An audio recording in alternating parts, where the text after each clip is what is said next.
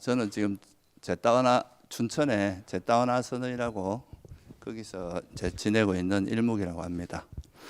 오늘은 화라는 주제에 대해서 한번 살펴보려고 하는데요. 크게 이제 나누면 한 세 가지 정도 이야기를 하려고 합니다. 첫째는 이제 우리가 화라는 것이 무엇인가 하는 것에 대해서 먼저 한번 이야기를 하려고 하고요. 그리고 이제 이 화라는 것을 버리기 위해서는 어떤 방법이 있고 이제 어떤 지혜가 있는가 하는 거 한 가지 하고, 그리고 이제 여기서 조금 더 나아가서 화라는 게 이제 일어나는 것도 원인이 있을 거 아니에요, 그죠? 그래서 그 원인이 무엇인지를 한번 살펴보는 거. 뭐 짧은 시간이라서 그렇게 자세한 이야기는 하기는 어렵고요. 간단히 이제 큰 흐름만 제가 한 말씀 드리도록 하겠습니다. 사실 먼저 이제 이 화에 대해서 이야기하기 전에 가장 기본적인 불교의 이제 가르침에 대해서 한번 여러분도 다 아시리라 생각하지만 간단히 한번 짚어보고 본론으로 들어가려고 하는데요. 먼저 이제 부처님께서 이 세상을 바라보는 관점에 대해서 먼저 좀 이해하시면 좋을 것 같아요. 부처님께서 이제 세상을 바라보는 관점에서 가장 중요한 것은 이제 이 세상에 있는 모든 것은 조건 따라 일어난다 하는 것이 이제 첫 번째 바라보는 관점입니다. 우리가 살아가는 이 세상은 어떤 뭐 특정한 조물주가 있어갖고 뭔가 만들어진 세상도 아니고, 그렇다고 해서 뭔가 일어나는 일들이 우연히 일어나는 것도 아니고, 우리에게 일어나는 모든 일들은 다 이유가 있다 하는 그게 이제 가장 중요한 인식의 방법입니다. 그래서 세상을 바라보는 그 관점이 이 세상에 있는 모든 것은 다 조건에 의해서 생겨난 거다 하는 거, 그게 이제 되게 의미 깊은 이야기고, 조건에서 생겨난다는 거를 우리가 전문 용어로 말하면 이제 형성되었다 이렇게 이제 표현하죠, 그죠? 그러니까 형성된 거다. 그래서 형성된 법이라는 말은 이제 중국에서는 유위법이라고 이제 이야기를 했고요. 그래서 형성된 법이라는 것은 이제 형성됐다는 것은 무슨 말이냐, 이게 만들어졌다 이런 이야기인데, 만들어진 것은 언젠가는 어떻게 되겠습니까? 사라지게 마련이겠죠, 그죠? 이 만들어진 것이 영원하지는 않다는 거죠. 그래서 이게 형성된 것의 특징이 이제 사라질 수밖에 없다. 그래서 이 형성된 것은 기본적으로 무상하고, 그래서 무상하다는 것은 현재 상태가 불안전하고 불확실하다는 뜻이니까, 이게 이제 아무리 현재가 행복해도 다시 괴로움으로 바뀔 수 있는 그런 여지를 갖고 있기 때문에 괴로움의 속성이 있다 이렇게 말하고요. 또 무상하고 괴로움인 것을 어떻게 나의 것이라 하겠느냐, 내 마음대로 안 된다 이 말이죠. 그래서 이제 그렇게 바라보는 관점이 이제 우리가 불교를 이해할 때 소위 말해서 바른견해라고 하는 것에서 가장 핵심적인 이야기입니다. 이 세상에 있는 모든 것은 다 조건에서 형성된 거라는 거, 이런 거에 대해서 먼저 좀 이해를 하시고 이제 불교를 접근하면 좋을 것 같아요. 그래서 이 세상에 있는 모든 건 다 이제 사라지기 마련이고, 그리고 이 괴로움의 속성이 있고, 나라고 할 만한 것은 없다. 그래서 무아라고 이야기를 하는데, 그렇다면 이제 이런 식으로 이제 이 세상에 있는 현상들을 바라볼 때, 그러면 우리가 살아가는 이제 이 세상에서 수많은 괴로움들이 있잖아요, 그죠? 우리가 뭐 태어나서 늙고 병들고 죽는 괴로움, 이거는 진짜 피할 수 없는 그런 괴로움이 있고, 또 뭐 사랑하는 사람과 헤어지는 고통도 있고, 미워하는 사람과 만나는 고통, 또 원하는 걸 얻지 못하는 것, 그리고 뭐 슬픔, 비탄, 탄식, 뭐 절망, 이런 정신적인 고통들이 있잖아요, 그죠? 그러니까 이런 고통들이 왜 일어나는가, 이거를 이제 부처님께서 이 고통에서 벗어날 수 있는 방법은 없는가 해서 이제 출가를 하셨잖아요, 그죠? 그래서 이제 그 출가를 하시고 나서 당신이 이제 그 진리를 깨닫고 나서 보니까 이 괴로움이 왜 일어나는가 보니까 집착 때문이더라, 이렇게 이제 한마디로 파악을 하신 거죠. 그래서 이게 이제 수타니파타에 보면, 이게 뭐 집성제에도 나온 이야기지만, 수타니파타에 보면 메따구라는 어떤 이제 바라문이 부처님께 묻습니다. 괴로움의 원인이 도대체 뭡니까? 라고 물으니까 이제 당신은 스스로 깨달은 자로서 이야기하는데 괴로움은 집착 때문에 일어난다. 이렇게 이제 한마디로 말씀을 하셨어요. 그래서 우리에게 일어나는 모든 여러분들이 살아가면서 지금 겪고 있는 이제 여러 가지 괴로움의 원인이 이제 집착에 있다. 이렇게 탐욕에 있다. 이렇게 말씀한 거는 우리가 굉장히 익숙한 말이잖아요. 그죠? 그런데 여기서 중요한 관점의 변화를 여러분이 이제 보시는 게 좋아요. 첫째는 뭡니까? 이 대상이 아니라 괴로움이 일어나는 게는 대상보다는 부처님은 어디에다 초점을 둔 겁니까? 우리 마음에 있는 집착 때문에 괴로움이 일어난다고 보신 거잖아요. 어떤 여러분들이 물론 우리가 가난해도 괴롭습니다. 또 아까 말했듯이 사랑하는 사람과 헤어져도 괴롭고 원치 않는 사람과 만나도 괴롭고 다 이런 이제 여러 가지 외적인 것이 우리에게 괴로움을 유발하는 것도 분명히 있는데 이런 것이 원인이 아니라는 뜻이 아니라 근원적인 1차적인 원인이 뭔가라고 이제 한 걸음 더 들어가 보면 결국은 1차적인 원인은 어디 있다고 본 거냐 하면 우리 마음에 있다는 거죠. 그죠? 대상보다는 마음이다. 일단 똑같은 상황이 돼도 여러분들이 원효 스님 이야기 잘 하시잖아요. 그죠? 똑같은 해골물을 마셨는데 원효 스님께서 똑같이 그 해골물을 먹었지만 그 전날 목이 말라서 정말 이렇게 헤맬 때 먹었을 땐 달콤했지만 그 다음날 아침에 이게 해골물이라는 거 알고 나서 보니까 엄청 구토도 하고 괴로워하고 그랬었잖아요. 그죠? 그러니까 똑같은 대상이라도 그 대상을 어떻게 바라보느냐에 따라서 우리 마음이 행복할 수도 있고 괴로울 수도 있다는 거예요. 그러니까 똑같이 안 좋은 상황이라고 해도 모든 사람이 다 괴로워하는 건 아니라는 거죠. 그래서 이제 대상도 물론 중요하지만 대상보다는 그 마음이 중요하다. 그래서 그 마음에서 이제 모든 괴로움이나 행복은 마음에서 일어난다. 이거를 사실은 이제 괴로움이 집착에서 일어난다. 이 말을 약간 다르게 표현하면 그렇게 표현할 수도 있는 겁니다. 그러니까 실제 여기서 중요한 인식의 전환이 뭐냐 하면은 부처님께서 이 세상에 있는 대상이 우리 괴로움을 준다고 보는 것보다 더 근원적으로는 우리 마음에 있는 그런 집착이 괴로움을 불러일으킨다. 이렇게 보신 게 아주 중요한 전환점 중에 하나입니다. 그래서 이 부분을 좀 이해하시는 게 좋고요. 그래서 이게 이제 대상보다는 마음이 이제 문제의 원인이 되는데, 그래서 이 괴로움이 일어나는, 그러니까 괴로움이라는 건 크게 나누면 두 가지로 볼 수 있을 거 아니에요, 그죠? 육체적인 괴로움이 있고 정신적인 괴로움이 있는데, 이 육체적인 괴로움은 사실 인간으로 태어나면은 피하기 좀 어려운 측면이 있습니다.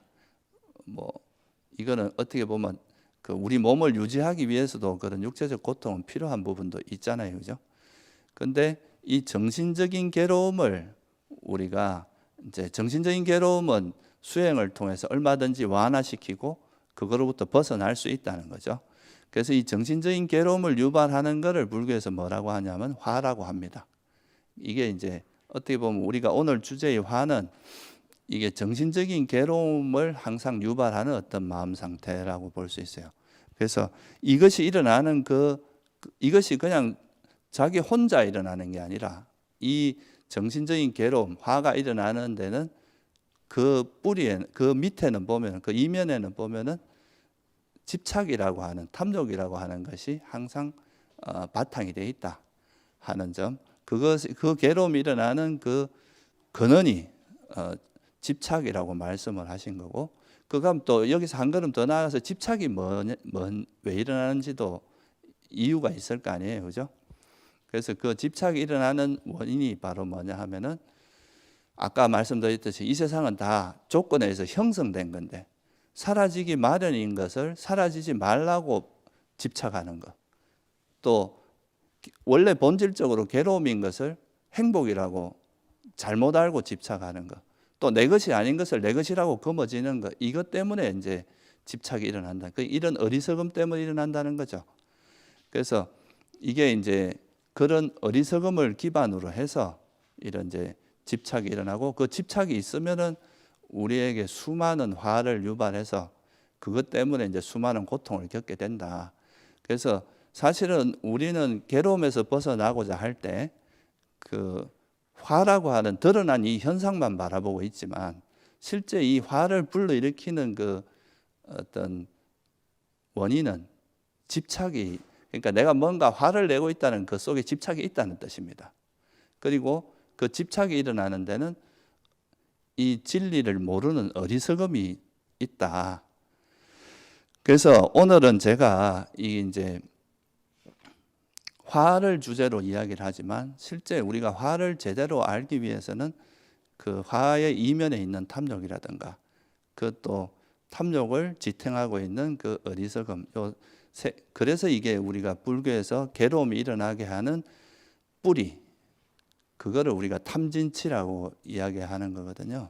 그래서 요 세 가지의 그 연관성을 좀 같이 따져보면서 우리가 화라는 현상을 이해함으로써 화가 이렇게 일어나는구나 하는 것을 이해하고 통찰하면 화로부터 벗어날 수 있다. 이게 이제 제가 이 책을 쓸 때 그 어떻게 보면 제일 메인 주제라고 할 수 있습니다. 화라는 것이 우리가 억지로 억누른다고 벗어날 수 있는 것도 아니고, 그렇다고 해서 막 화를 내고 분출한다고 해서 벗어날 수 있는 게 아니라는 거죠. 이 화라는 그 마음 상태의 정체를 정확히 이해하면 여기엔 더 이상 놀아나지 않게 되고, 그럼으로써 이제 화를 극복할 수 있는 거지. 화라는 것을 옛날에 우리 드라마 같은 거 보면은 그런 거 나오죠. 막 되게 화날 때 폐차장 가서 막 그 망치 들고 막 부수는 거, 그런 거 장면에 나왔었잖아요.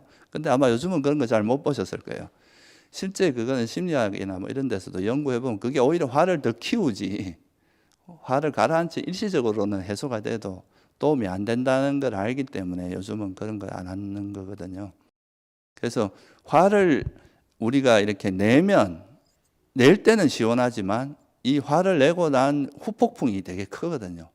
화를 한번 확 내지를 때는 되게 속도 시원하고 그렇지만 실제 이거 화를 내고 나서 그 다음에 이제 그 뒷수습하는 데는 훨씬 많은 에너지와 그 힘이 든다는 거죠. 화가 한번 욱 해가지고 옆에 있는 사람을 한번 주먹으로 치거나 이러고 나면 그 다음에는 그걸로 인해서 오는 문제들이 훨씬 많잖아요, 그죠?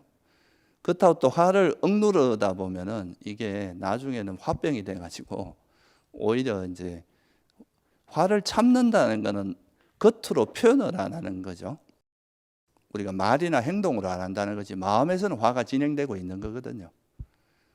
화가 진행되는데 그냥 겉으로 표현을 안 하는 것뿐입니다. 그래서 화라는 것은 이제 억누르거나 이런 그 분출한다고 해서 되는 게 아니라 이 화라는 현상을 이해해야 된다는 거, 그거에 대해서 좀 이야기를 하려고 합니다. 그래서 부처님께서는 화를 내는 것을 뭐로 비유를 하셨느냐면 이 화라는 것은 뿌리에는 독이 있고 그 꼭대기에는 꿀이 듬뿍 발려 있는 거다. 그러니까 이 화를 낼 때는 되게 시원하고 좋지만 그 밑에 뿌리에 있는 독이 있어가지고 이게 오히려 더 많은 괴로움을 불러일으킨다. 이렇게 말씀하신 겁니다.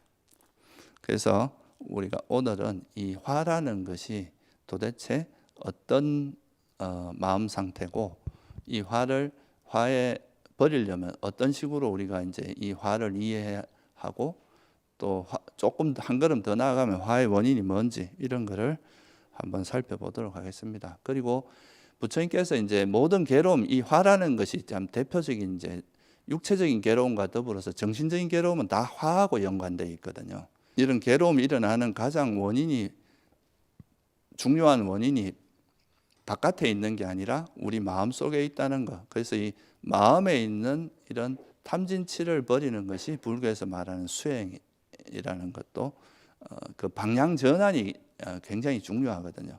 우리가 바깥의 대상을 계속 대상 탓만 해갖고는 문제가 근원적으로 해결이 되지 않습니다.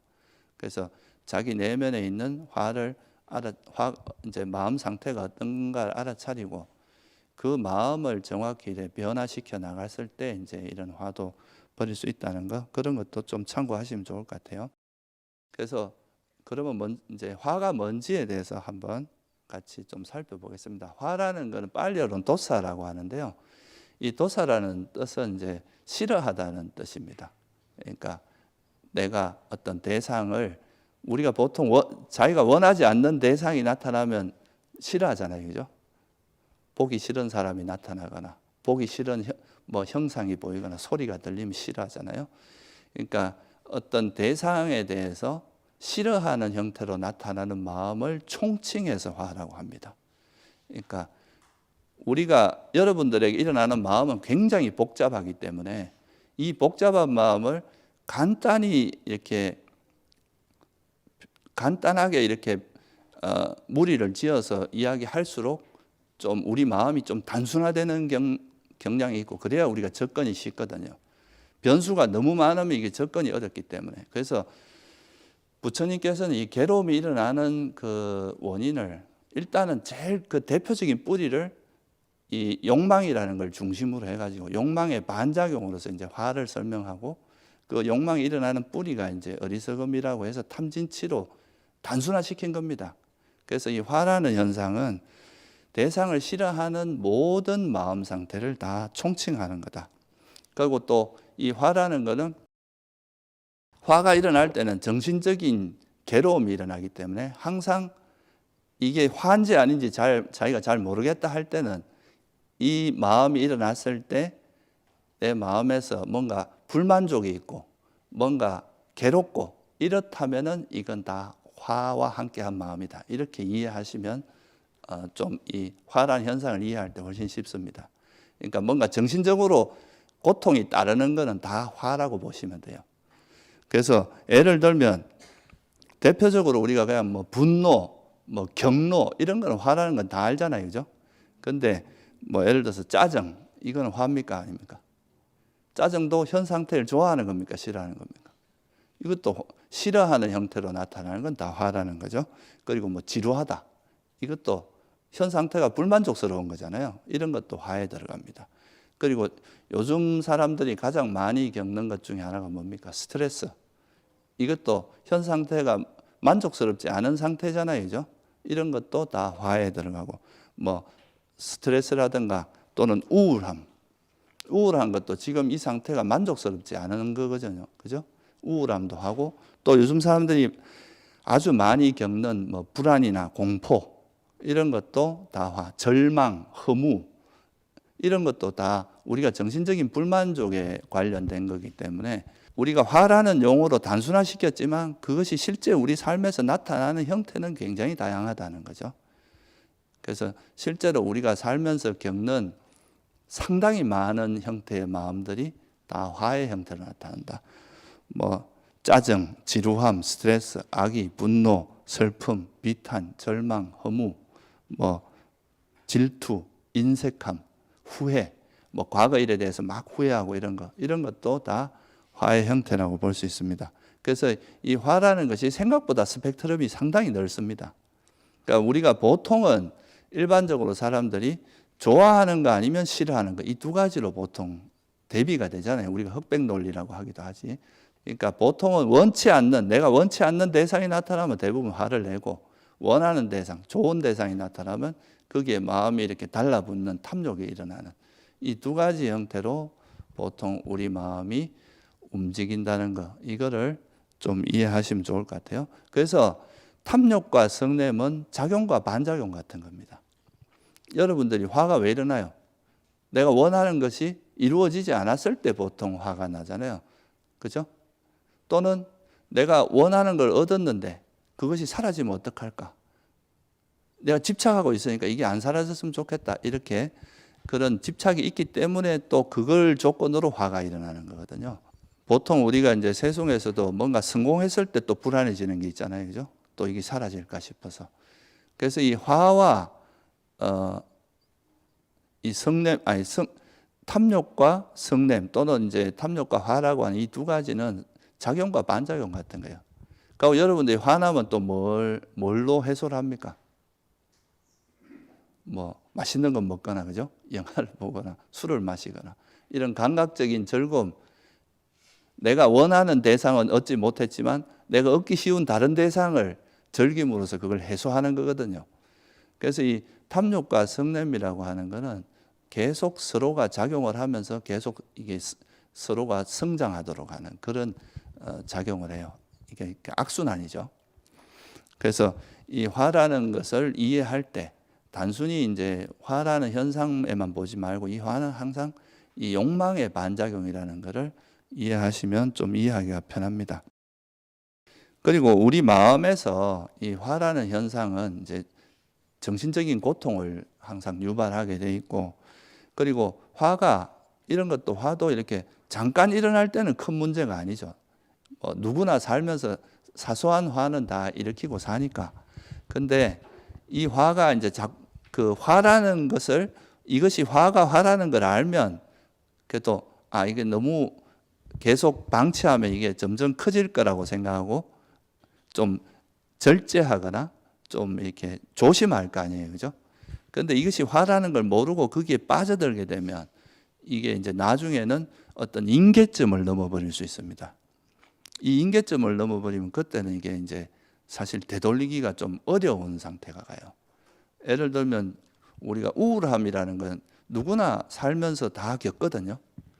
근데 이 우울함이라는 것도 어떻게 보면 화고, 이것이 가지고 있는 위험성이나 이런 거에 대해서 잘 모르면 이 우울한 기분에 계속 빠져들어요.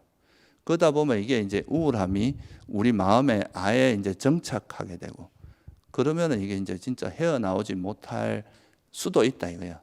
그래서 그 우울증이라고 하는 게 이제 일종의 그런 것 때문에 일어나는 거기 때문에, 우리가 마음이 이렇게 강해지고 그 마음이 이제 우리에게 큰 문제를 일으키는 것은 반복될 때 그렇습니다.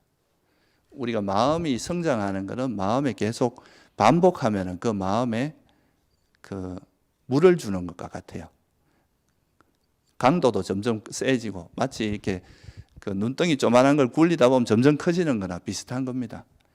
그래서 우리가 이런 이제 화에 대해서 이해해야 된다는 것도, 여러분들에게 일어나는 마음들이 이게 화인지 욕망인지 아니면 이게 나중에 이제 우리가 수행을 해서 지혜가 생긴 건지, 이런 거를 자애심인지 이런 걸 구분할 수 있으면 이제 욕망 이건 위험하니까 또는 성냄 위험하니까 이건 좀 절제하고 이제 내려놔야 되겠구나, 이런 방향으로 노력하게 되고, 지혜나 이런 이제 자애심 이런 거는 개발하는 쪽으로 노력할 거 아니에요. 그러면서 사람의 삶이 이제 건강해지고 정신적으로 건강해지고 하는 건데, 이런 것 자체를 모르면은 이 마음에 놀아난다는 거죠.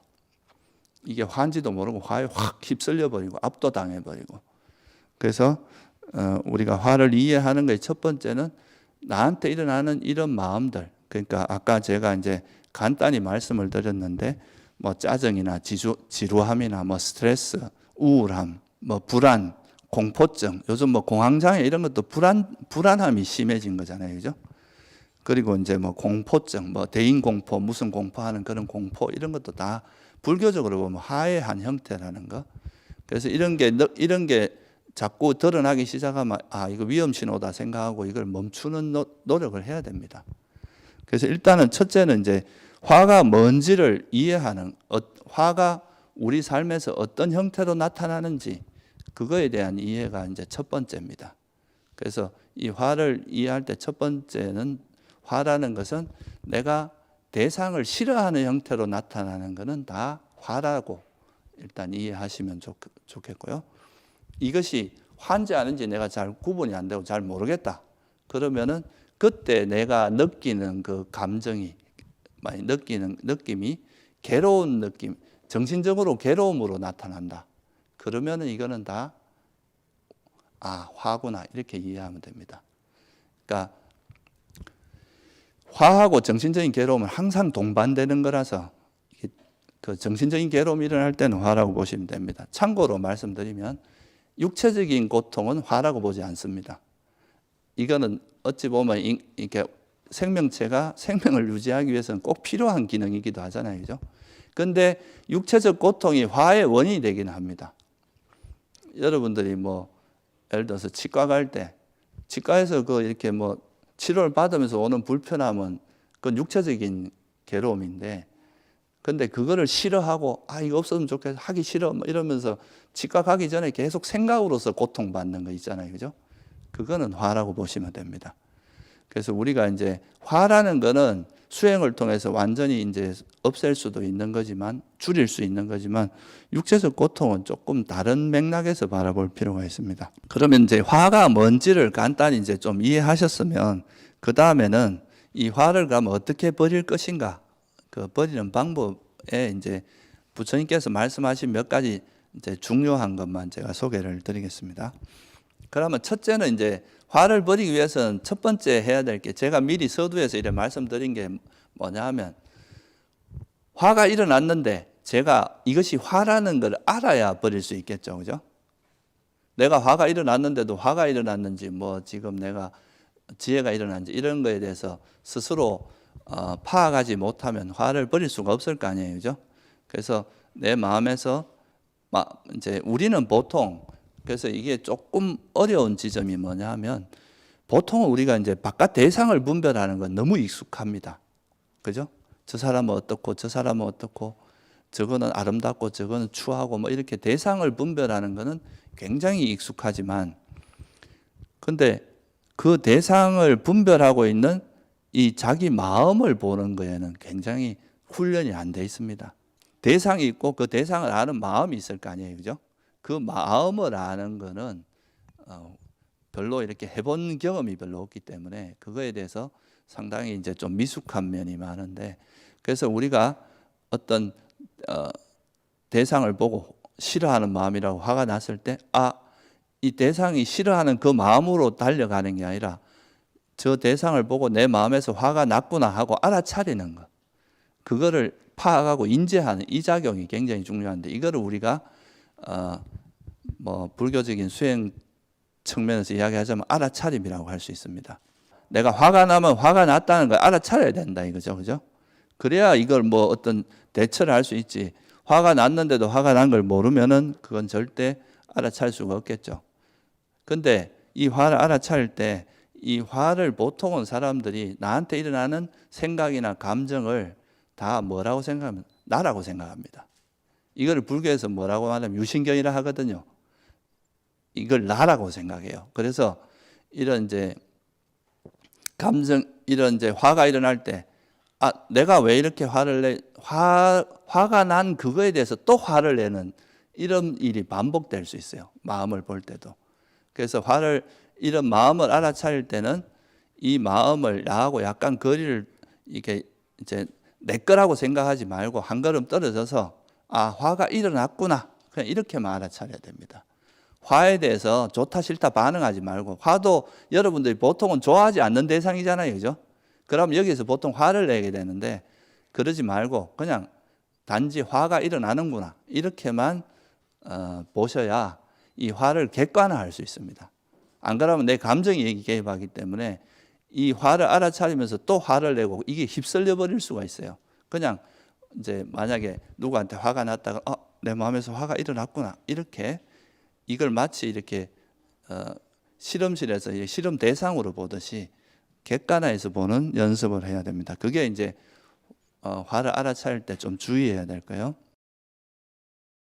그러면 이제 이 화를 그냥 화가 일어났구나 하면은 이 화라는 것이 이해하는 이해의 대상이 되는데, 화가 일어난 거를 또 싫어하고 그거에 대해서 불만을 가지면 화의 대상이, 이게 내가 싫어하는 대상이 되잖아요. 그러면 이거는 이제 화가 더 커지게 되고, 이거는 수행에 아무런 도움이 안 되는 거죠. 그래서 화를 그냥 있는 그대로 알아차리면 이거는 이제 화에 대한 이해를 통해서 지혜가 생길 수 있는데, 화가 일어난 거에 대해서 싫어하면 오히려 화를 더 키우는 일이 된다. 그래서 앞에 거는 우리가 그냥 화를 있는 그대로 알아차리면 화가 오히려 화를 버리는 지혜를 개발하는 디딤돌이 될 수 있는데, 화에 대해서 화를 내면 이건 걸림돌이 됩니다. 말 그대로 이제 오히려 이제 우리 마음을 더 괴롭게 만드는 일이 된다는 거, 이 점을 좀 이해하시면 좋을 것 같아요. 그리고 나서 이제 화가 일어난 거 알아차리면 이 화에 대해서 우리가 적절하게 지혜를 적용하면서 이 화를 버릴 수가 있거든요. 이 화라는 것에 대한 통찰이 작용하면, 처음에는 여러분들이 약간은 이제 뭐 지혜가 조금 더디게 작용할지 몰라도, 이런 이제 계속 수행을 하시면서 화에 대한 이해가 깊어지다 보면 화가 딱 일어나는 순간 알아차리면 바로 버려질 수 있어요. 우리가 그렇잖아요. 불이 훨훨 타는 거는 끄기 힘들죠, 그죠? 근데 불씨가 금방 생겼을 때는 끄기가 쉽잖아요. 그러니까 화도 일어나는 거를 화가 많이 진행되기 전에 알아차릴수록 버리기가 쉽겠죠, 그죠? 그래서 이거는 여러분들 이제 알아차림을 하는 수행을 이렇게 계속 하다 보면 좀 더 빨리 이제 자기 마음의 변화를 알아차릴 수 있는 그런 힘이 생깁니다. 처음에는 그래 안 되더라도 이 화가 일어나는 걸 알아차리는 그 자체가 화를 멈추는 효과도 있습니다. 우리가 미워하는 사람을 계속 보면은 그 화가 커지지 절대 멈추지 않거든요.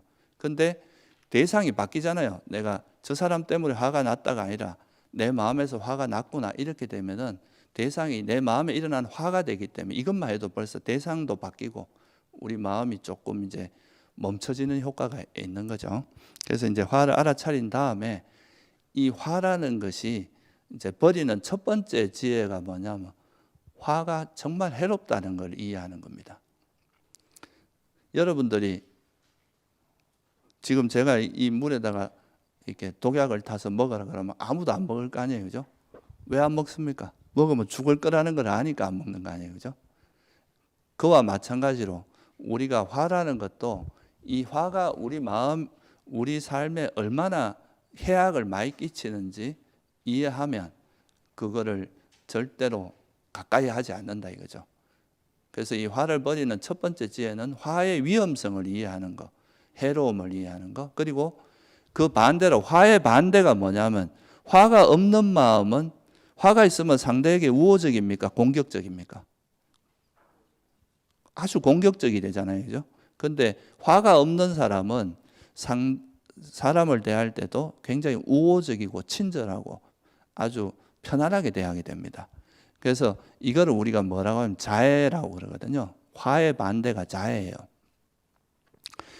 그러니까 화는 상대가 고통받기를 바라는 마음입니다. 화가 일어날 때. 근데 자애는 상대가 편안하고 행복하기를 바라는 마음이에요.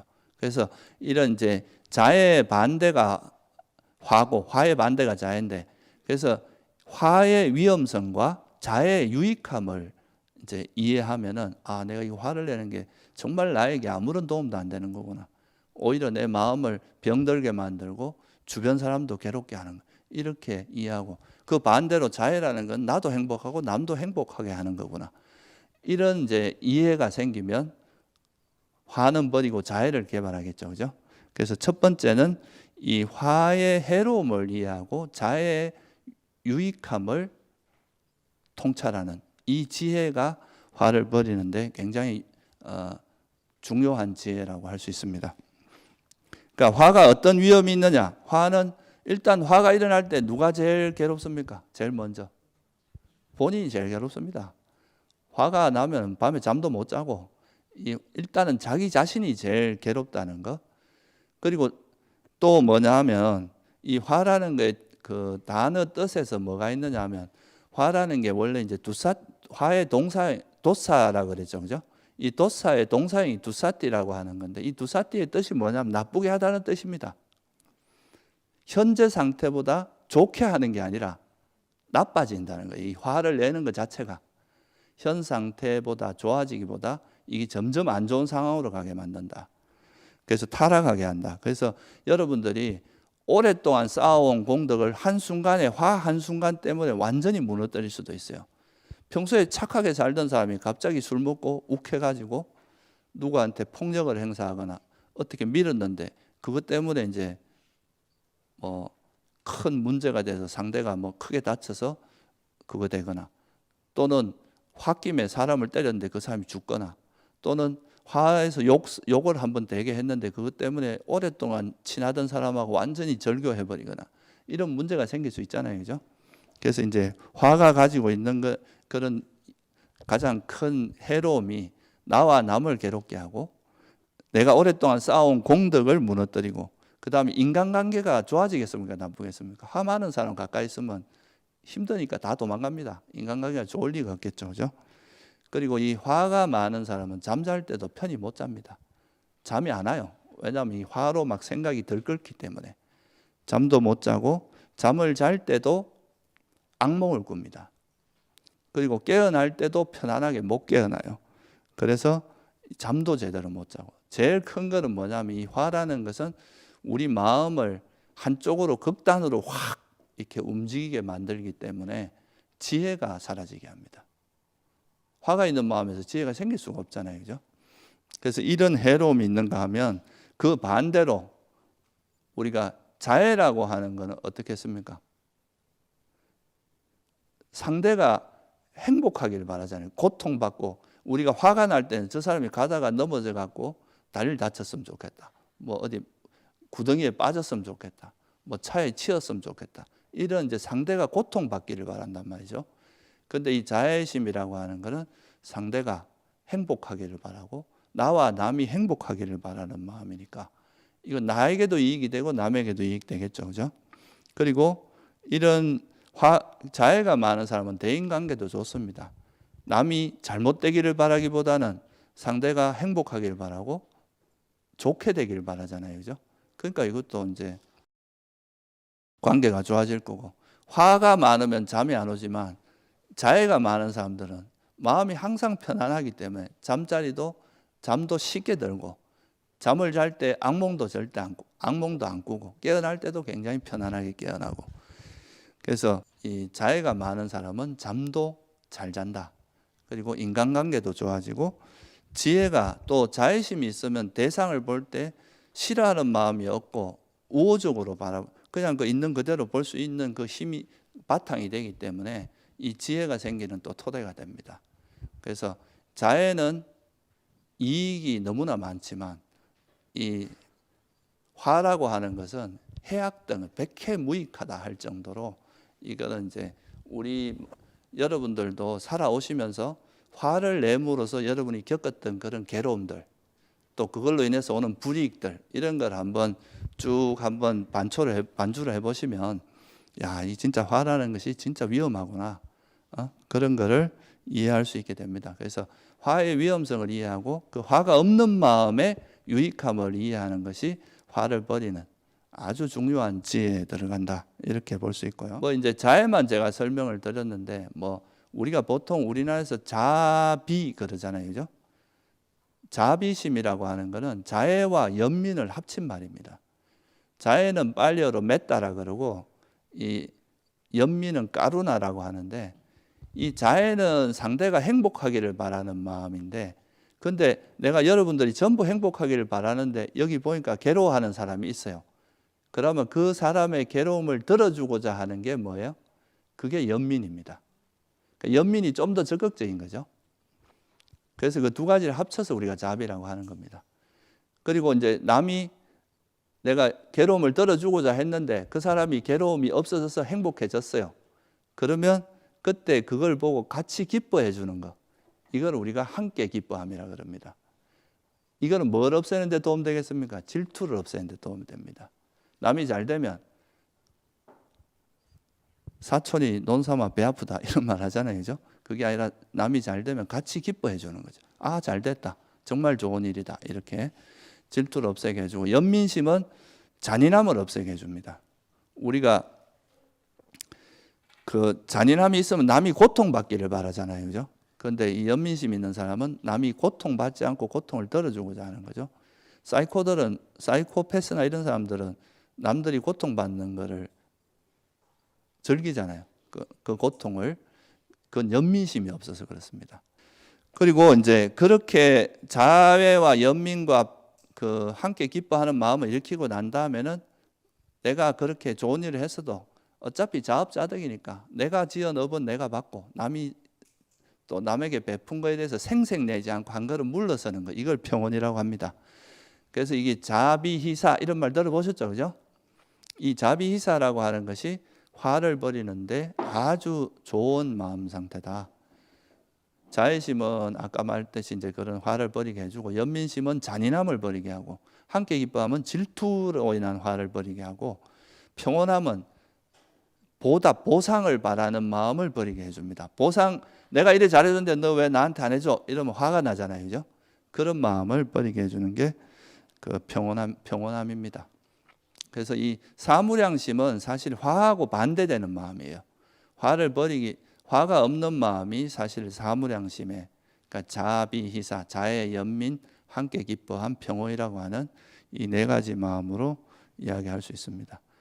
그래서 이제 첫 번째는 화의 해로움을 이해하고 자비희사, 이런 이제 사무량심의 유익함을 이해하는 게 화를 버리는 첫 번째 중요한 지혜고요.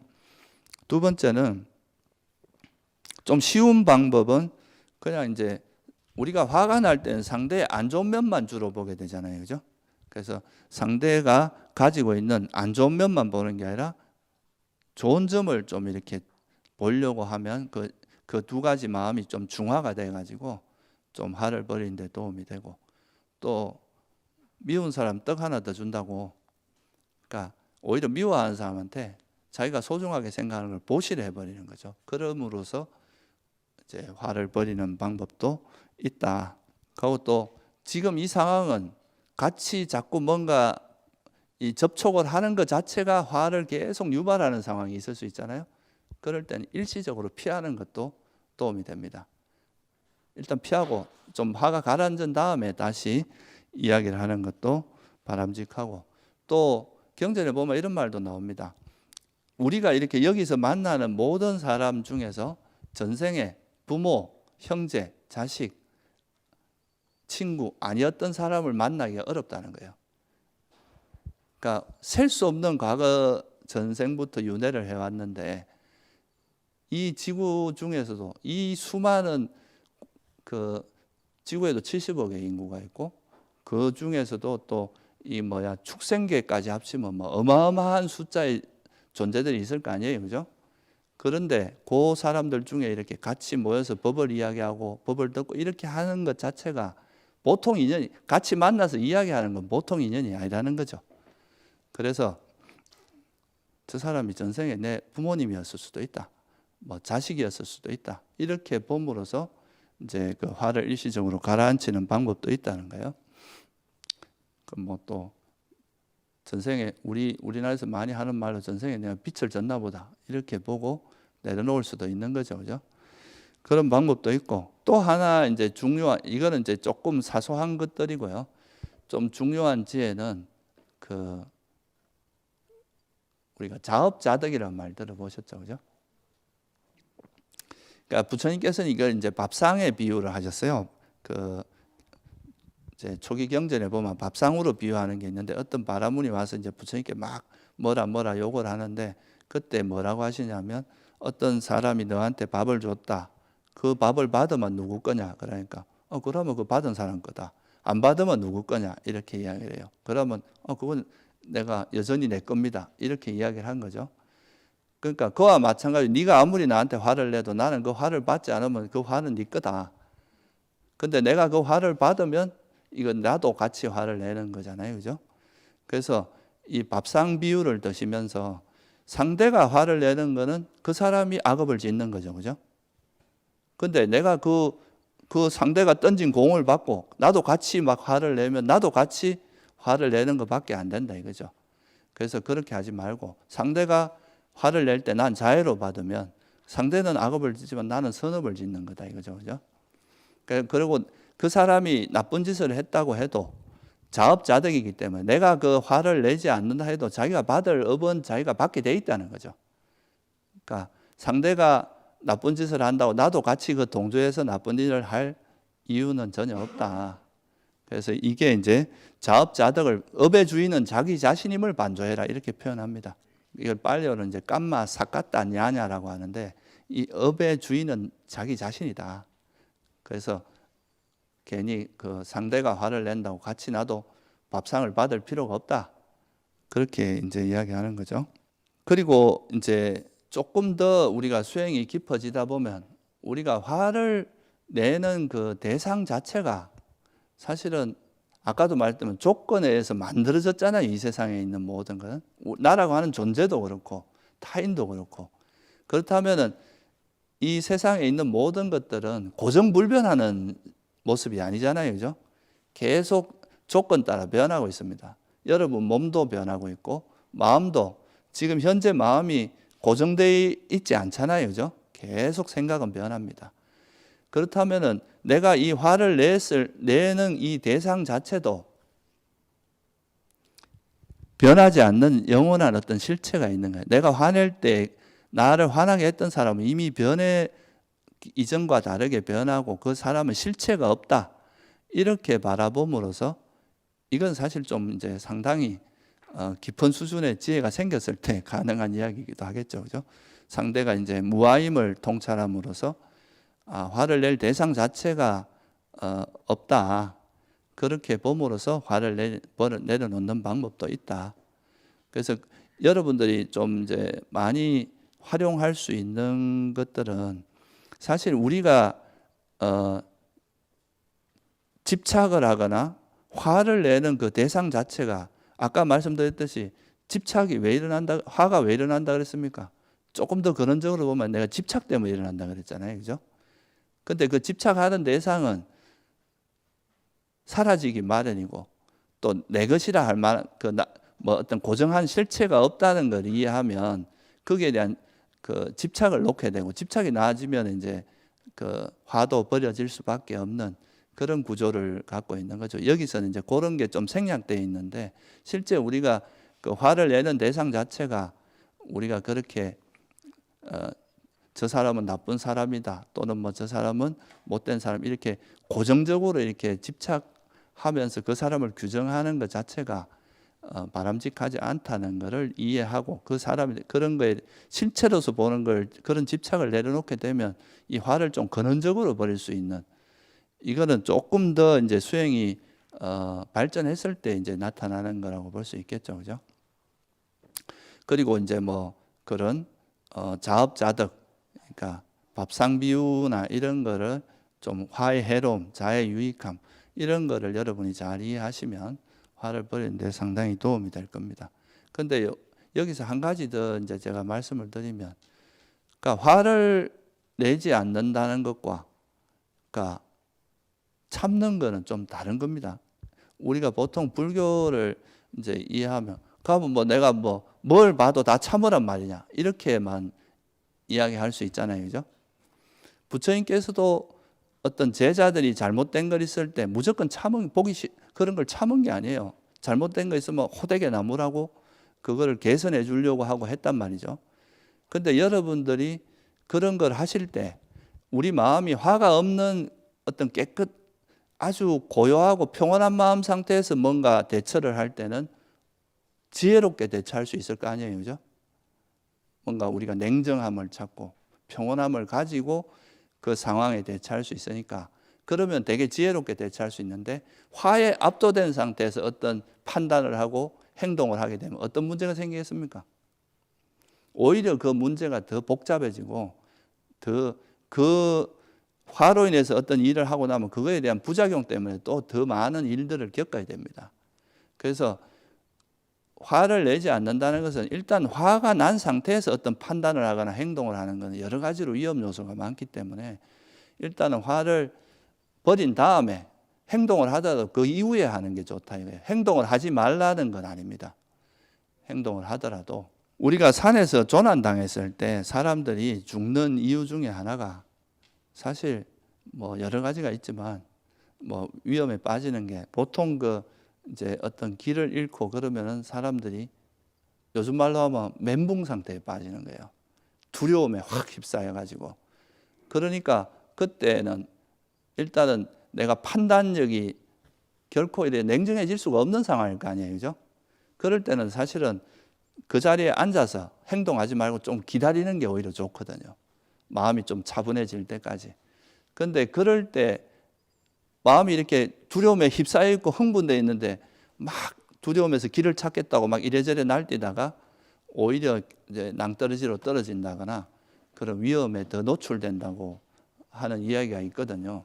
그래서 우리가 이제 이런 그 화를 버리는 것도 이와 마찬가지로 그 화를 버리고 아무것도 하지 말고 참기만 하라는 이야기가 아니라 화가 난 상태는 우리 마음의 균형이 깨져 버린 상태이기 때문에 그럴 때 행동하지 말고 화가 좀 가라앉고 마음이 차분했을 때 행동하게 되면 그거는 이제 올바른 판단도 할 수 있고 올바르게 대처할 수 있는데, 화가 난 상태에서 이제 뭔가 행동하는 거는 문제가 많이 생기고 부작용이 많기 때문에 일단은 이제 우리 마음을 좀 이렇게 차분하고 평온하고 고요하게 만든 다음에 어떤 행동해야 되기 때문에 일단은 화를 먼저 가라앉히는 게 우선돼야 된다, 이런 의미로 이해하시면 좋을 것 같습니다. 그래서 이게 이제 기본적으로 우리가 화가 일어났을 때 그 화가 일어난 그 대상 자체도 사라지기 마련이고 내 것도 아니고, 이렇게 보면서 이제 내려놓고, 또는 화의 해로움이라는, 화는 해롭다, 이거는 뭐 백해무익이다, 이런 걸 이해하고 내려놓기도 하고, 자업자득이다 이렇게 보면서 업의 주인은 자기 자신이다 이렇게 놓을 수도, 이제 이런 건 되게 기본적이고 아주 우리가 많이 활용할 수 있는 지혜이기 때문에 제가 말씀을 드렸고, 이제 여기서 한 걸음 더 나아가면은 이 화란 우리가 그 이제 여름에도 그렇잖아요, 그죠? 여름에 우리 절에 가면 여름 되면 이 풀과의 전쟁이거든요. 그러니까 풀이 엄청나게 자란단 말이죠. 그럼 이제 이 풀을 뽑는데, 풀을 뽑을 때 그냥 그 뭐 요즘 뭡니까 그 예초기 같은 거 이런 걸 가지고 풀만 이렇게 쳐내고 나면 잠깐 보면 좀 깨끗해지는데 비만 한번 오면 또 금방 자라거든요. 근데 이거를 이제 뿌리채 뽑아가지고 뿌리를 없애버리면 다시 나지 않잖아요, 그죠? 그러니까 화라는 것도 겉으로 드러난, 우리가 표면에 드러난 것 중에 제일 알기 쉬운 건 화입니다. 화는 되게 일단은 내가 괴로우니까 괴롭고, 또 화가 일어났을 때는 그걸 누구나 버리고 싶어 하기 때문에 이거는 이제 알아차리기가 쉬운데, 이 화가 일어나는 데는 이 세상의 모든 일은 이유 없이 일어나는 게 없다 그랬잖아요, 그죠? 그럼 이 화가 일어나는데도 그 밑에 원인이 있을 거 아니에요, 그죠? 그 화는 항상 아까 뭐라 그랬습니까? 이 괴로움은 뭐 때문에 일어난다 그랬어요, 부처님께서? 집착 때문에, 그러니까 탐욕 때문에 일어난다 그랬잖아요. 그럼 또 이 탐욕은 그럼 또 왜 일어나느냐? 이거는 그 탐욕의 밑뿌리에는 보면 어리석음 때문에 일어난다. 그래서 이걸 경전에, 이제 초기 경전에는 어떻게 나오느냐 하면요, 이 세상의 모든 것은 다 형성된 것, 조건에서 만들어진 거다, 형성된 건데, 이 형성된 것은 사라지기 마련이라는 거죠. 여러분 안 죽는 사람이 있습니까? 우리 태어난 사람은 죽기 마련이잖아요, 그죠? 그러니까 여러분이 생각을 하나 일으켜 보세요. 그 생각이 영원히 멈추거나 한다고 멈춰지던가요? 사라집니다. 그러니까 이 세상에 있는 모든 우리 현상들은 다 어떤 시간의 문제지, 특히 우리 마음이라는 건 되게 빨리 변하고, 이 몸이라는 거는 뭐 그래도 겉으로 외형적으로 보면 한 100년쯤 있다고 보이지만 실제로 우리 세포는 계속 변하고 있잖아요, 그죠? 이 변하기 마련이고, 그래서 이거는 이제 형성된 것은 변하기 마련이고 괴로움이고, 그렇기 때문에 이게 변한다는 건 무상하다는 의미고, 또 현재 상태가 불완전하잖아요. 변한다는 것은 현재 아무리 좋은 상태라도 다시 나빠질 수 있다는 이야기잖아요. 그러니까 이거는 이제 불만족스러운 거다. 그게 이제 괴로움의 의미입니다. 아예 이제 고통만 이야기하는 게 아니고, 무상하기 때문에 가지고 있는 선천적인 그런 불확실성, 불만족스러운 것, 불안전성, 이런 걸 이야기하는 겁니다. 그러니까 이거는 괴로움의 속성이 있어요. 그러면 이 무상하고 괴로움인 것을 내 마음대로 할 수 없다 이거예요. 여러분들이 내 몸 보고 죽지 말라 한다고 안 죽지 않잖아요, 그죠? 그러니까 내 생각이 일어났는데 사라지지 마 한다고 해서 안 사라지지 않잖아요. 그러니까 우리 마음은, 몸과 마음은 내 마음대로 전적으로 통제가 안 됩니다. 내 것이라면 내 마음대로 돼야 되잖아요. 내가 만약 여기 주인이라면 당신은 나가세요, 당신은 들어와도 좋습니다, 이렇게 할 수 있는 게 주인의 힘이잖아요, 그죠? 근데 이 마음에도 그런 주인이 있으면 그게 돼야 되는데 안 된다는 거죠. 그래서 무아라고 부처님께서 이야기하신 거예요, 말씀하신 거예요. 그래서 이 무상하고 괴로움이고 무아인데 사람들은 자꾸 내가 있다 그러고, 뭔가 이 삶을 주재하는 내가 있다 그러고, 영원히 존재한다 그러고, 이것이 이 존재하는 것 자체가 행복이라고 본다는 거죠. 그래서 여기 집착이 달라붙는다는 거예요. 그러니까 사라지기 마련인 것을 영원하다고 잘못 알고 집착하고, 괴로움인 것을 행복이라고 잘못 알고 집착하고, 내 것이 아닌 것을 내 것이라고 잘못 알고 집착한다는 거예요. 그러니까 무상한 것을 영원하다고 잘못 아는 어리석음, 괴로움인 것을 행복이라고 잘못 아는 어리석음, 내 것이 아닌 것을 내 것이라고 잘못 아는 그 어리석음 때문에 집착이 일어난다. 그렇게 말씀하셨어요. 그래서 이거를 변하기 마련인데 변하지 말라고 집착하고 있으니까 변할 때 뭐가 일어난다는 거예요? 괴로움이 일어난다는 겁니다. 여러분이 난 안 죽었으면 좋겠다고 집착을 하고 있는데 우리 몸은 형성된 거니까 사라지기 마련이란 말이죠. 그죠? 그래서 이게 또 병들기 마련이고 사라지기 마련인데 병이 들거나 죽음에 가까이 가면 괴로워한단 말이죠. 어떻게 보면 그것이 우리가 살아있는 사람의 숙명이고 자연스러운 성질임에도 불구하고 그걸 받아들이지 못한다는 거예요.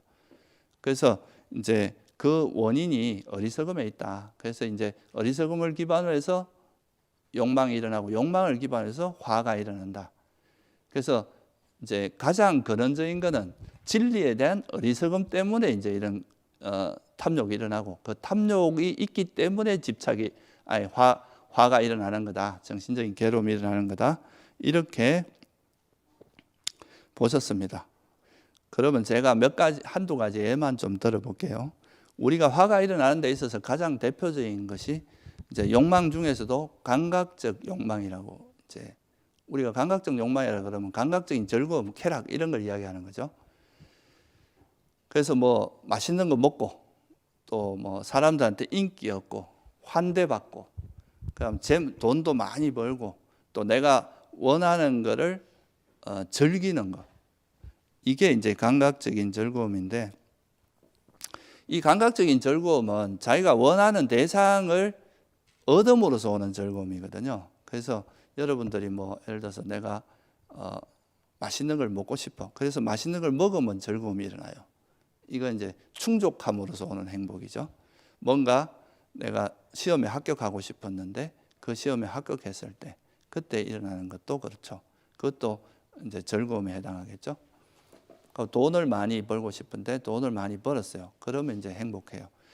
이 자체가 문제라기보다 여기에는 탐욕이라고 하는 거는 집착이 본질이거든요. 그냥 뭘 하고자 하는 게 본질이 아니라 집착이 본질이에요. 그래서 내가 하고 싶은 걸 이제 하고 싶은 거에 대한 집착하는데 그것을 얻지 못하면 이 집착하고 있는 걸 얻지 못했으니까 그거의 반작용으로 일어나는 게 화라는 거죠. 그래서 이 감각적인 욕망은 그것이 실현됐을 때는 행복한데 실현되지 않았을 때는 소위 말 구부득고라고 그러잖아요. 그죠? 얻고자 하는데 얻지 못하면 엄청나게 고통이 일어납니다. 집착이 강할수록 고통의 강도도 큽니다. 그리고 설사 얻었다 하더라도 그것이 사라질까 봐 두려워요. 우리가 이제 대표적인 예를 들면 그 연예인들이 되게 화려한 삶을 사시잖아요. 그런 분들이 대부분 이제 보면 공황장애라든가 그런 우울증이라든가 이런 거에 빠지는 경우가 많습니다. 왜냐하면 이거는 대중의 어떤 그 인기에 상당히 영향을 많이 받는 직업이다 보니까 인기가 얻었을 때는 그 자기가 원하는 거 얻어서 되게 행복한데 그것이 언제 사라질지 모르니까 항상 인기가 있어도 불안한 거죠. 이 욕망의 본질이 그렇습니다. 달콤해요. 이 감각적인 즐거움은 달콤하지만 그 달콤한 것 이면에는 독이 있어요. 그러니까 이거는 이 달콤함을 먹을 때는 되게 달콤하지만 먹고 나면은 우리 마음에 고통을 불러일으키는 거예요. 그죠? 그러니까 이게 이제 그것이 이루어져도 사라질까 봐 초조하고 불안하고 이루어지지 않으면 그 자체로 고통스러운 거죠. 그래서 부처님께서는 이 감각적 욕망을 이해하려면 달콤함만 이해하면 안 된다 그랬거든요. 우리가 그 할 때 즐거움만 보지 말고 이 감각적 욕망이 가지고 있는 그 해로움, 위험성, 결점을 보라 그랬어요. 그러니까 이거는 욕망이라고 하는 거는 즐거움은 잠깐이고 이걸로 인해서 오는 파생되는 괴로움이 훨씬 많다. 그래서 이걸 경전에서 뭐라고 표현하냐면 달콤함은 적고 재난은 많다 이렇게 표현합니다. 그래서 이 감각적인 즐거움이라고 하는 것은 겉으로 보면 행복처럼 보이지만 마치 우리 뭐 독이 든 성배 이런 말 하잖아요, 그죠? 겉으로 보기에는 되게 달콤해 보이지만 그 속에는 독이 있다는 거예요. 우리 마음을 고통스럽게 하고 죽을 만큼 괴롭게 하는. 그래서 왜 사람들이 감각적인 그러니까 욕망에 그렇게 집착하느냐, 감각적인 즐거움을 즐기려고 하느냐, 그 이면에 들여다보면 이것 때문에 화가 일어나는데, 그러면 이 감각적인 즐거움을 위험성을 알고 좀 내려놓으면 고통이 훨씬 덜할 거 아니냐 이거죠, 그죠? 설사 누리더라도 그거의 위험성을 알면 발을 너무 깊이는 안 담그거든요. 저희가 위험하다 그러면 발을 살짝 담그려고 하다가도 아이고 하고 돌아 나오지 확 들어가지 않잖아요, 그죠? 그런데 이제 이거를 사람들이 감각적 욕망을 끊지 못하는 가장 큰 이유는, 욕망이 왜 일어나냐, 뒤를 들여다보면 감각적 즐거움이 행복이라고 하는 인식이 바뀐 적이 없어요. 여러분들이 살면서. 우리는 사회에서 살면서 내 욕망을 실현하는 것이 행복이라고 배웠지, 그것이 가지고 있는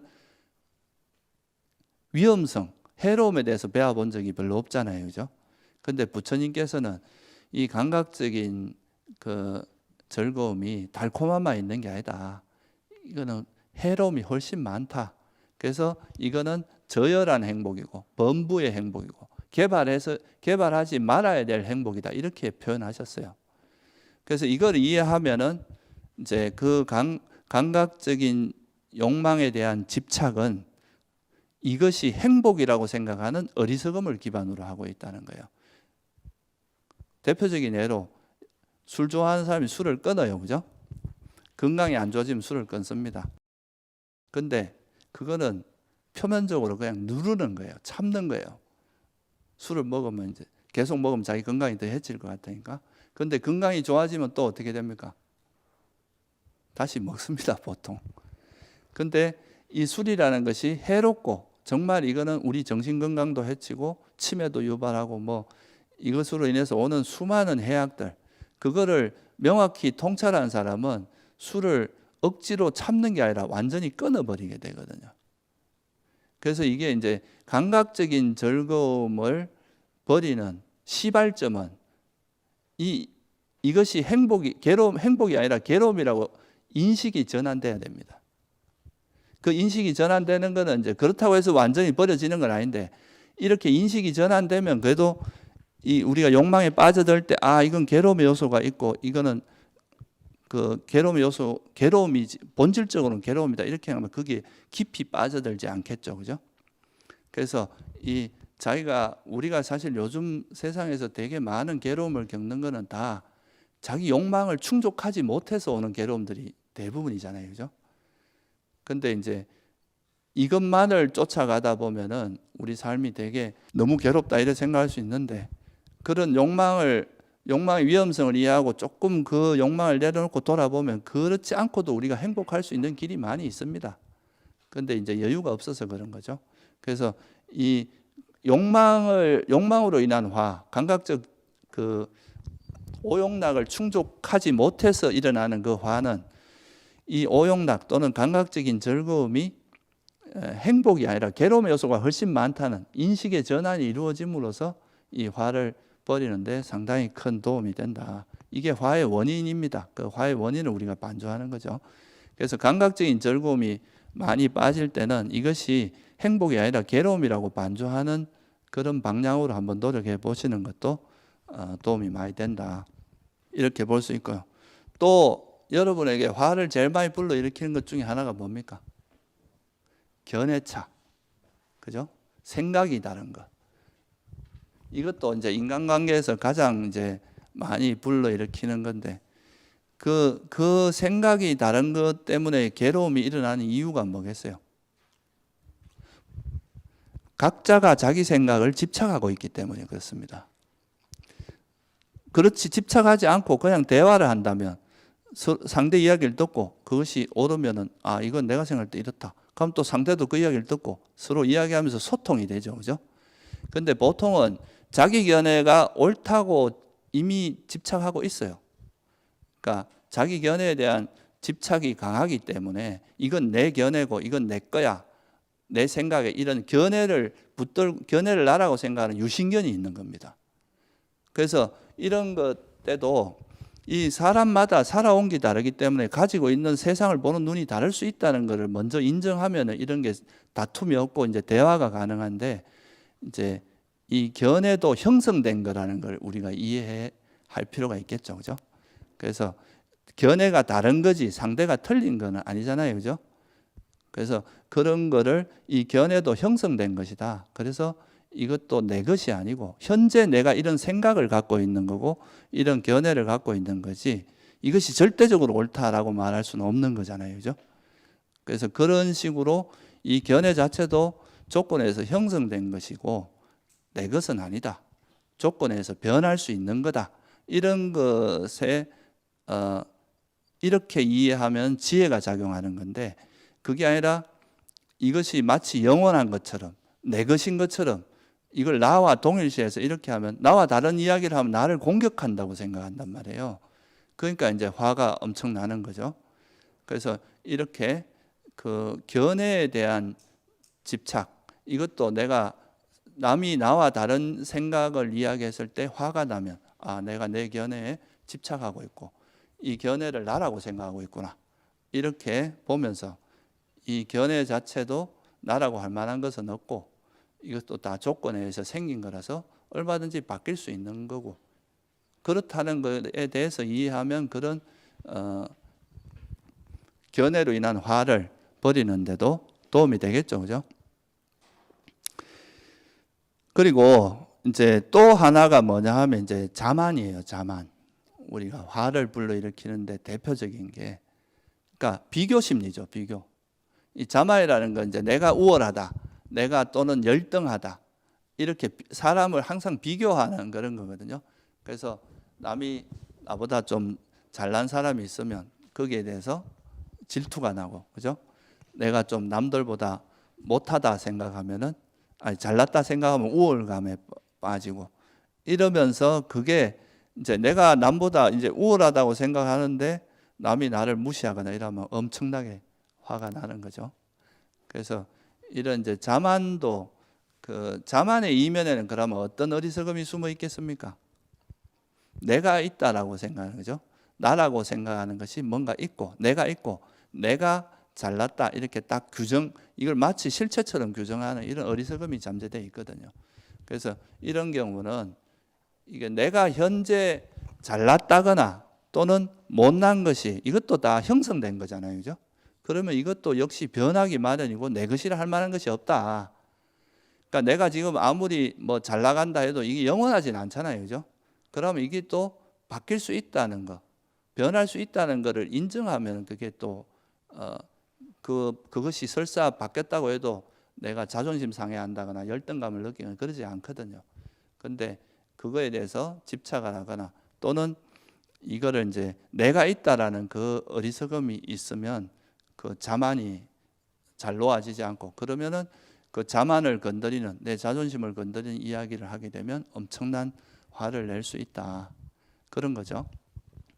그래서 이것이 이제 제가 말씀드린 몇 가지 이제 화를 불러일으키는 거는 그 속에 뭐가 있다고, 일단 여러분들이 화가 날 때는 내가 뭔가 집착하는 게 있구나라고 보시는 게 좋아요.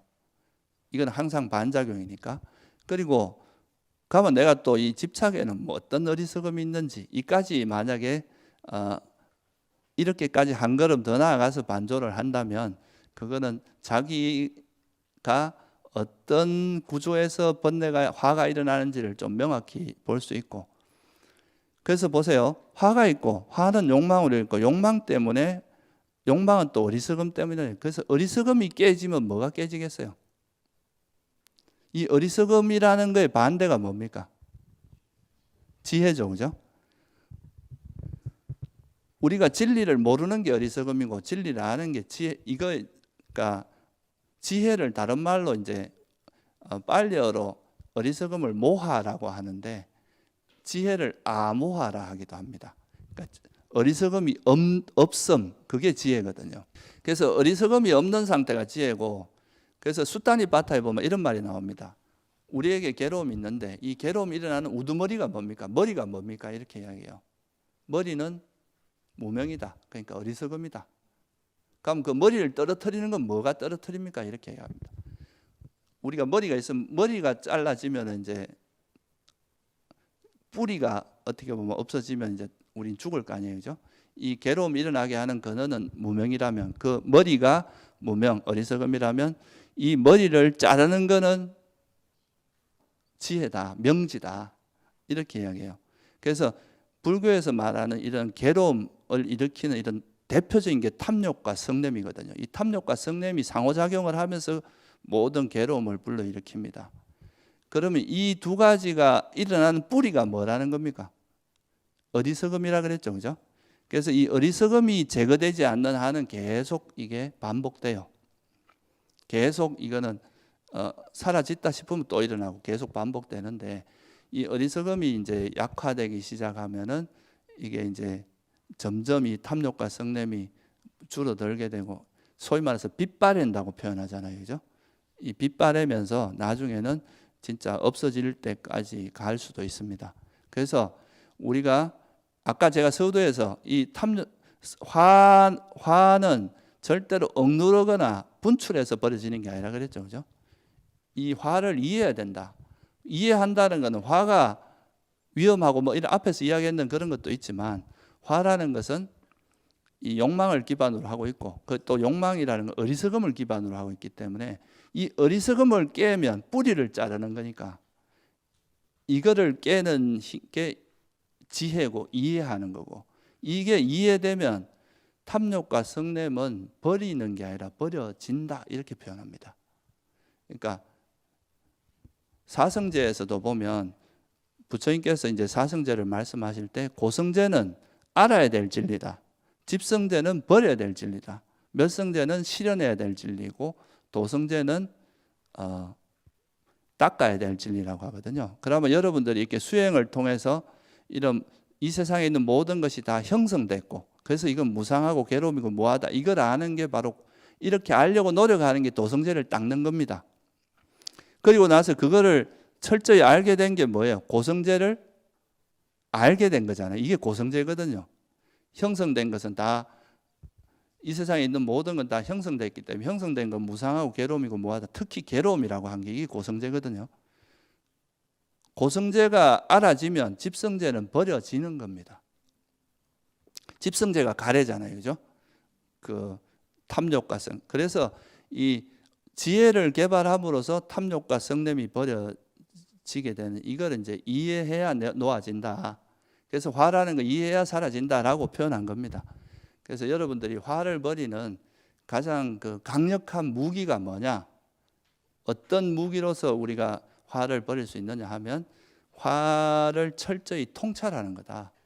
이 우리 마음에서 일어나는 이 화를 알아차리고, 이 화를 철저히, 화의 위험성이나 이런 화를 이해하고 그 원인 중에서 어리석음을 버림으로써 화를 버릴 수 있는 거지, 이 화를 억누르거나 그냥 막 분출하는 이런 것만 갖고 안 된다 하는 거를 여러분들이 좀 이해하시면 오늘 이 강의가 충분히 된 것이 아닌가, 이렇게 생각합니다. 예, 저는 오늘 여기서 이걸로 마치도록 하겠습니다. 네, 수고하셨습니다.